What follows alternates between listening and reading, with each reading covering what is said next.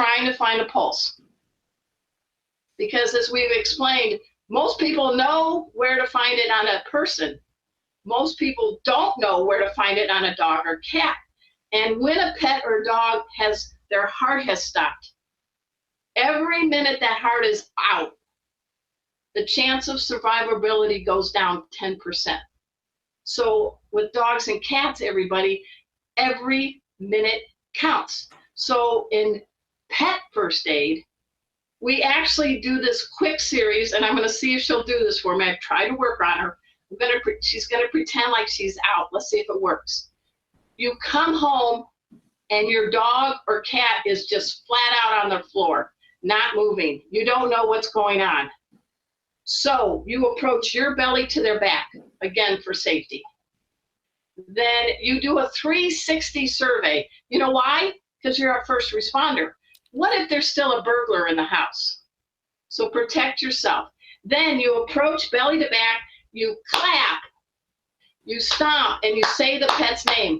Kona, wake up, Kona, wake up, Kona, wake up. Now, folks, this is the only play dead trick I've ever taught my cat dog.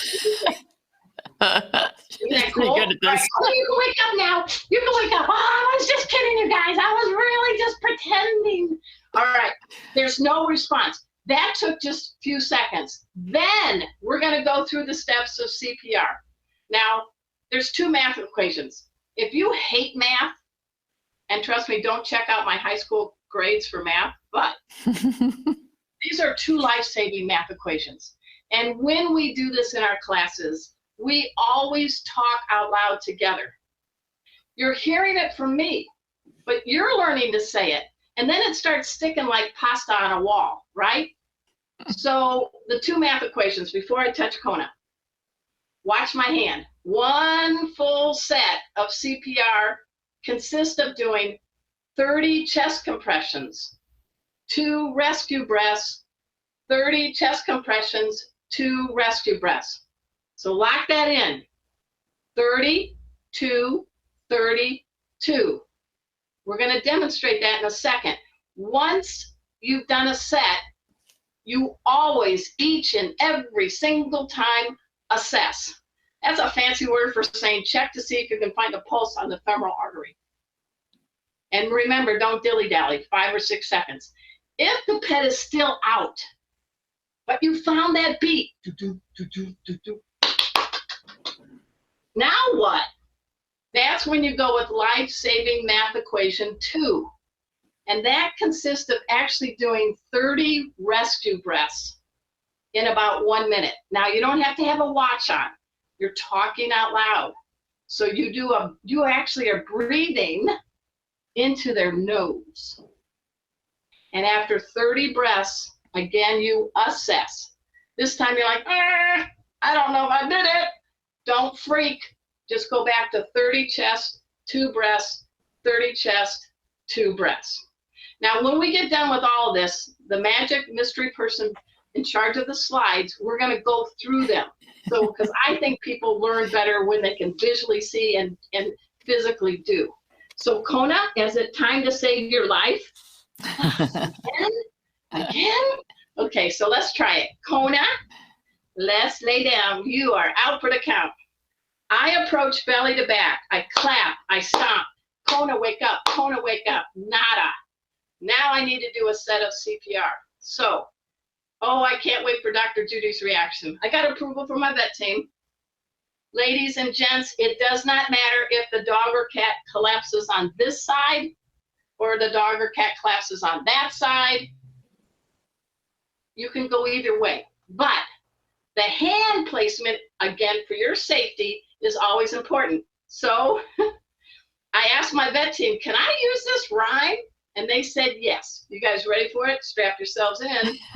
All right. I say the hand that does the pump is closest to the rump. And the palm is the pump because it has a lot of meaty stuff in it that gets down past those ribs, past the lungs to the heart. And each time you do a chest compression, think, I got to go down 1/3 to 1/2 the width of that particular animal's chest and back to get to the heart. It's kind of like when you're starting a stubborn lawnmower. So you need to make sure you're doing it with gusto. I don't care if you're like me and had a little COVID-19, you know what I'm talking about, ladies and gents. You should be able to feel that abdominal thrust, the chest compression in your abs. You notice I'm standing up. I'm not doing lazy gal CPR. And so, you ready, Kona? We're going to do this. We're going to save your life. This is my best friend, guys. I love this girl. In case he was being a stink pot, is my BFF, my best feline friend. So, all right, here comes my song.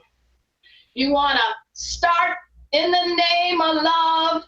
Do it for your cat and for roll over. All right. Do I see smiles? Is it getting less scary? All right. The hand that does the pump is closest to the rump. So I take my thumb, Kona's going to help me, and I stick it under her elbow. Now notice my hand placement, guys. The hand is right here, and I'm not cupping her chest. I want the meat of my palm getting to the heart. This is the basic default way to do dog and cat CPR. There's other variations, but I'm helping you with this one. Then you intentionally take your hand closest to their head. You interlace those fingers. Now look what I'm doing with my elbows and my posture. I'm not doing this. I'm going right over Kona, and I count out loud 30 chest compressions. 10, 20, 30. Take the hand closest to the head. As I say it, I say open the airway. You're aligning the head with the spine. Maybe as in choking, maybe there was something caught in the airway, and that chest compression and then aligning the head with the spine may have popped that object into the mouth, or they might have swallowed it. So open the airway, then open the mouth, and you pull the tongue forward past those big canines. Third, you look and you do a finger sweep. Is there some things inside the mouth that I can fish out, like a piece of kibble or a chew toy or something? Then you take upper and lower on your hands, you cup the upper and lower jaw. You're creating an airtight seal. And this is where you do the 2 rescue breaths. When you do each breath, you want to see how you're doing. So you blow into their nose, breath, check, breath, check. We finished the set. If you want for fun, everybody, I can't hear you, but let's do it. 10, 20, 30. Open the airway. Open the airway. Pull the tongue forward. Pull the tongue forward. Do a finger sweep. Do a finger sweep. Form an airtight seal. Form an airtight seal.